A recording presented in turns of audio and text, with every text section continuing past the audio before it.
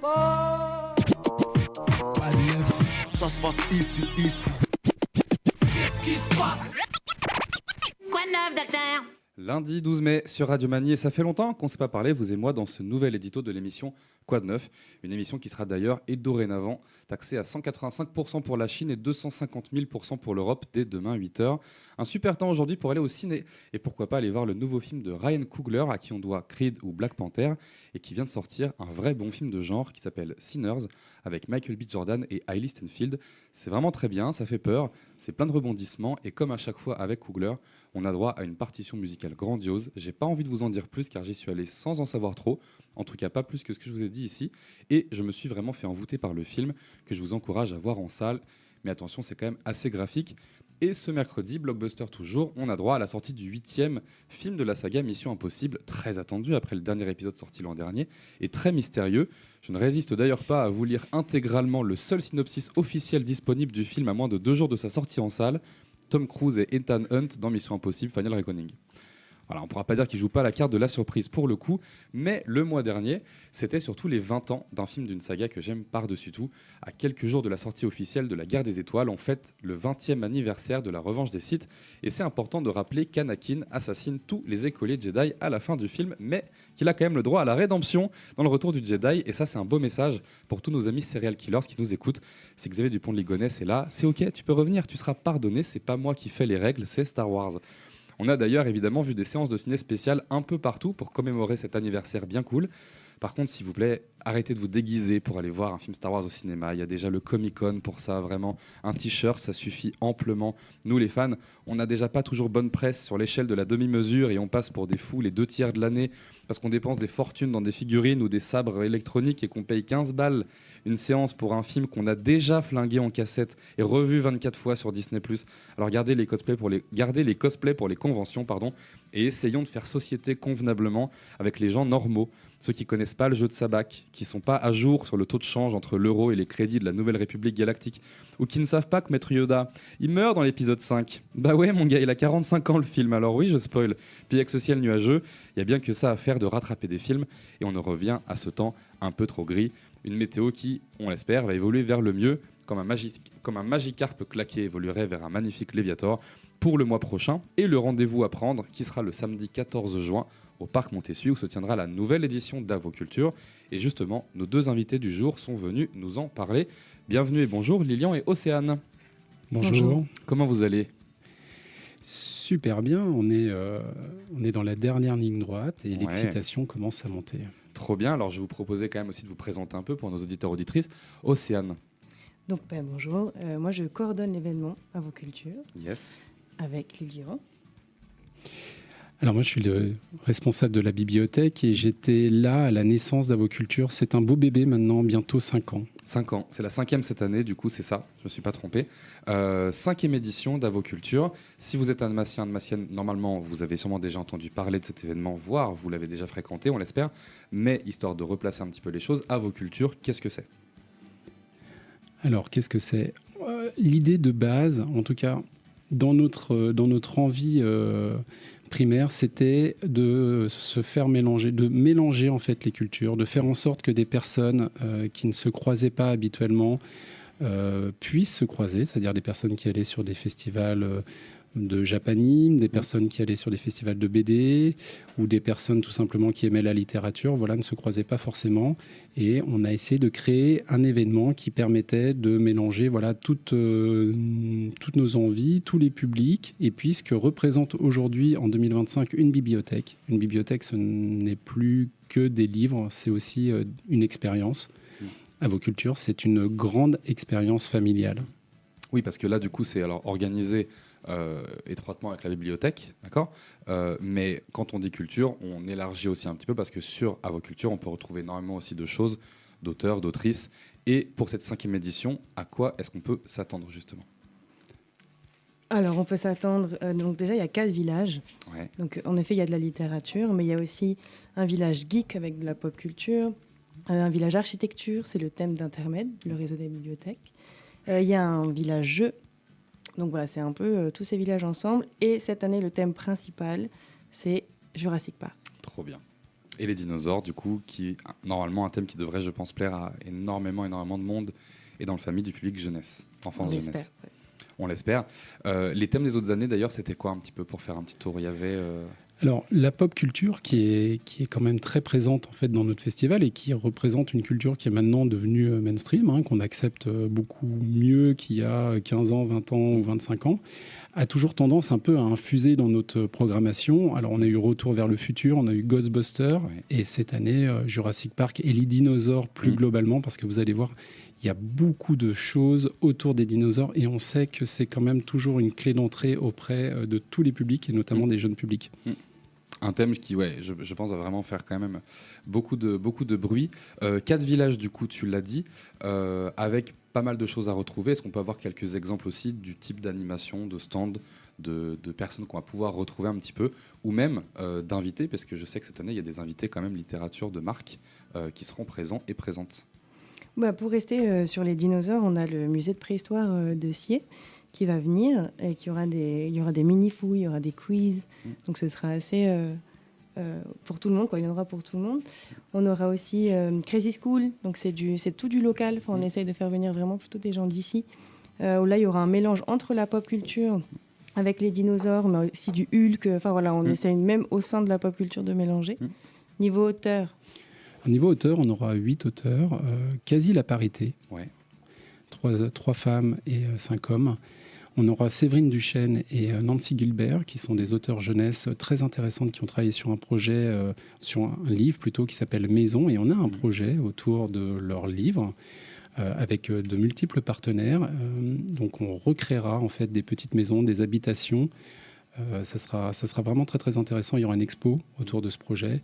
Il y a Lionel Lenewanik, qui est un auteur jeunesse assez connu dans son domaine et qui a notamment illustré toutes les pochettes du groupe des Têtes Raides. Alain Guyard, qui est un philosophe qui se décrit lui-même comme un philosophe forain et qui, notamment, mais on va sûrement avoir l'occasion d'en reparler, lancera l'événement le vendredi soir précédent avec un spectacle. Mabrouk Rachedi, écrivain littérature qui est intéressé par des thèmes plutôt urbains, qui collent bien à la ville d'Annemasse. Philippe Solier, qui est un natif de la ville d'Annemasse et qui est la principale voix des livres audiolib. On ne le sait pas, en tout cas on en parle assez rarement, mais les livres audio fonctionnent très très bien. Et donc, c'est un comédien qui fait toutes les voix pour Audiolib. El Diablo, qui est le co-créateur des Lascars et qui officie dans différents registres, que ce soit le graphe, la BD, le scénario. Et enfin, Cassandre Lambert, qui est une jeune autrice qui monte, qui écrit des livres jeunes adultes, quelque chose qui a beaucoup le vent en poupe en ce moment et qui a été finaliste de Koh-Lanta il y a 1 an ou 2 ans. Donc beaucoup d'auteurs, d'autrices et même du coup, tu l'as dit aussi, illustrateurs aussi qui seront présents. J'aimerais revenir sur ce thème quand même du coup de Jurassic Park. Comment, alors pour ce thème-là, mais même plus largement, comment vous réfléchissez à choisir une thématique, un thème pour justement comme ça donner le ton, donner l'identité à un événement, un festival comme Avoculture? Comment ça se passe un petit peu la réflexion? Alors la réflexion, elle est multiple. On utilise bien sûr l'intelligence artificielle. Non, en fait, c'est pas vrai. Parfois, c'est très complexe et parfois, c'est très simple. En fait, la première incursion très forte de la pop culture dans Avoculture, c'était lié à un véhicule iconique qui est la voiture de Retour vers le futur. Et de fil en aiguille, ça a tellement plu. Le public s'est tellement reconnu dans ces voitures qui ont marqué l'enfance de pas mal de gens, qu'on a eu l'envie d'inviter Ghostbusters l'année dernière, la Cadillac Ghostbusters, et par le truchement des contacts, on a eu celui de la Jeep Jurassic Park, et on s'est dit, Jurassic Park, les dinosaures, la Jeep, tout le puzzle est en train de se compléter. Voilà, et la vie trouve toujours un chemin, comme dit le professeur Malcolm dans Jurassic Park. Si justement on est en train d'écouter cette émission, qu'on ne connaît pas encore le festival, pour quel public justement s'adresse Avoculture? À partir de quel âge on peut y aller? Jusqu'à quel âge on peut y aller? J'ai un petit peu ma réponse là-dessus. Et justement, est-ce qu'on peut venir en famille? À partir de quelle tranche d'âge à peu près le festival s'adresse? En fait, ce qui est cool avec ce festival, c'est que c'est pour tout le monde. Donc il y a des ateliers, c'est pour des enfants à partir de 2 ans. On sait que c'est assez rare pour les familles en général de trouver des ateliers pour les tout petits. Donc là, il y aura par exemple, ça s'appelle Et patati et patata. Donc je laisse un peu de surprise, mais c'est à partir de 2 ans. Et il n'y a pas de limite d'âge en fait. Hein. La culture, je crois que ne se limite pas à l'âge. Bah Donc oui. il y en aura pour tout le monde. Oui, puis on le voit, on l'a vu sur les autres éditions d'Avoculture, hein, les publics justement se rencontrent et se mélangent. Et c'est aussi un peu, comme tu le disais, l'ambition, c'est de se faire croiser des choses qui n'ont peut-être pas vocation à se croiser de base, autant dans les thèmes que dans les publics. Un festival aussi qui s'adresse notamment aux ados. Si des ados nous écoutent, il y aura des choses pour vous, des auteurs, des autrices et des personnes que vous allez pouvoir rencontrer, des activités aussi un petit peu à faire. On peut tordre le cou à cette idée que les nouvelles générations lisent plus tellement, du coup. Ils lisent beaucoup. Ouais. Je me permets, Lilian, du coup, mais on est tous les deux à l'accueil souvent. Et il y a énormément de jeunes qui viennent et d'ados. Ouais. Et alors, ils lisent des mangas, mais ils lisent aussi. Le roman graphique se développe quand même énormément. Et donc, c'est vrai que ça, c'est vraiment chouette pour eux. Mais ils lisent également plein de romans. Enfin, voilà, c'est une idée reçue que nous, on aime bien briser. Bien sûr. Après, il faut juste rendre les choses accessibles. En fait, c'est comme tout. Ouais. Tu corrobores, t'es d'accord ? Oui, c'est d'autant plus accessible que l'événement est, comme tous les événements de la ville d'Annemasse, totalement gratuit en entrée libre. Est-ce que si on vient sur place, il y a aussi de quoi se poser, se restaurer, peut-être aussi boire un coup ? Alors je vais laisser Océane en parler, mais Bah oui. je dirais que cette année, plus que jamais. Ouais. Oui, on est un peu gourmand, du coup. En fait, il y a 4 food trucks qui Ok. seront là. Et on aura pour tous les goûts aussi, que ce soit du burger, cuisine vietnamienne. Donc là, ça devrait aller. Donc on sera plutôt bien. Trop bien. Et puis même par rapport au public, s'il y a des grands enfants qui nous écoutent, je pense que le festival s'adresse aussi à vous. Je suis bien placé pour en parler, j'en fais partie. Il y a énormément de choses à faire et surtout de rencontres à faire là-bas, que ce soit au niveau du coup des artistes qui seront présents ou même des différents partenaires de l'événement, des expos qui vont être présentés ou des animations. On peut venir même simplement si on est passionné de pop culture, je pense. Oui, on peut venir. Il y a plusieurs clés d'entrée, en fait. Il y a plusieurs entrées dans ce festival. Si on aime la pop culture, on y vient pour la pop culture et on va tomber peut-être sur des auteurs qui vont nous intéresser. Si on vient pour les auteurs, on va tomber sur des animations qui peut-être vont nous intéresser. Il y aura des escape games, il y aura des lectures pour les enfants, il y aura une sieste musicale.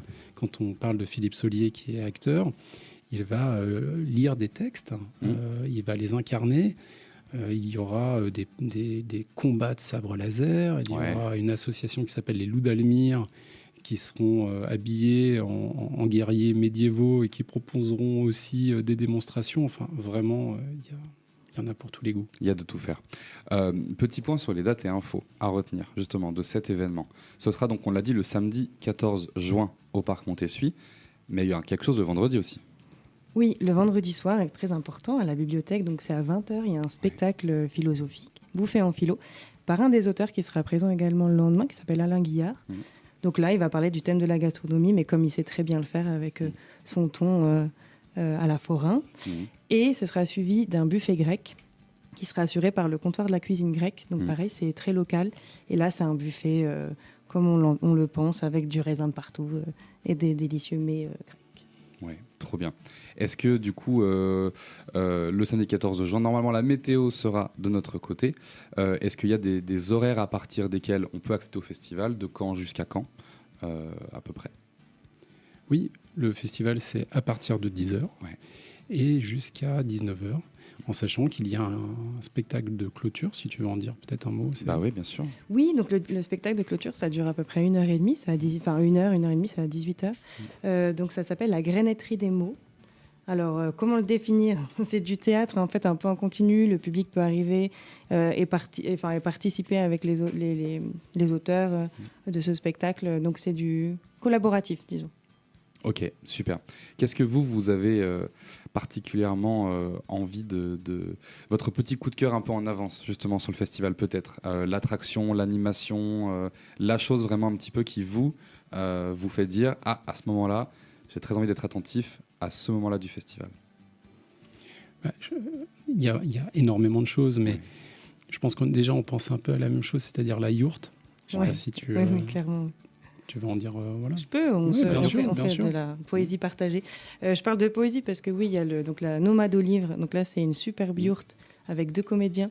La yourte, il y a plein de choses dedans. Elle est habillée et ils appellent ça des voyages littéraires. Donc il faut pénétrer sous la yourte pour en fait embarquer dans un voyage littéraire. Immersif, du coup. C'est hyper immersif. Les comédiens, ils sont doués pour ça. Et ça, c'est nouveau, déjà, c'est une grande nouveauté. Et là, on est assez friands et on a hâte de ce moment de poésie, clairement. Ouais, trop bien. Moi, je dirais c'est l'ambiance. L'ambiance festive, c'est une grande fête. On invite d'ailleurs toutes les personnes qui nous écoutent, et celles qui ne nous écoutent pas encore, à venir costumées. Oui, j'allais le dire. Parce que c'est vraiment, qu'ils soient enfants, qu'ils soient adultes, voilà, c'est une fête, il faut s'amuser, il y en a de partout, on picore, on vient, on s'intéresse, on découvre. Voilà, moi, c'est vraiment l'ambiance de ce festival qui c'est très accessible. Et si je peux rajouter, donc c'est dans le parc Montessuie tout le samedi, mais il y a aussi quand même une partie à la bibliothèque l'après-midi, 14h à 17h.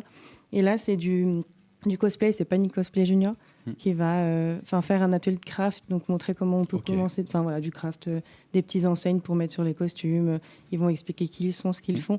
Donc ça, c'est le seul événement qui est à la bibliothèque le samedi après-midi. Trop bien. C'est vrai que nous, du coup, on est présent en général à vos côtés sur cet événement pour proposer des interviews, des rencontres avec les différents acteurs, actrices et artistes invités sur le festival. Cette année encore, on vous y retrouvera le samedi 14 juin. On aura même la chance de proposer des interviews en public, finalement. Laurent me corrobore au fond de la pièce. Mais vous pourrez du coup assister pendant les interviews à l'échange que nous allons faire avec les artistes, que même des jeunes journalistes qui se mettront un petit peu dans la peau de chroniqueurs, chroniqueuses radio et qui rencontreront aussi du coup les différents auteurs, autrices lors du festival. Vous pourrez également leur poser des questions, vous pourrez faire dédicacer ce que vous avez envie là-bas. Il y a de quoi aussi se procurer les derniers ouvrages des personnes qui sont invitées en général. Et puis c'est vrai, comme tu l'as dit, c'est une ambiance, on s'amuse bien, on s'éclate, c'est hyper convivial. On a eu en plus un super temps les 2 années précédentes. Cette année, ça devrait être le cas aussi. Donc vraiment, c'est un événement à ne pas manquer.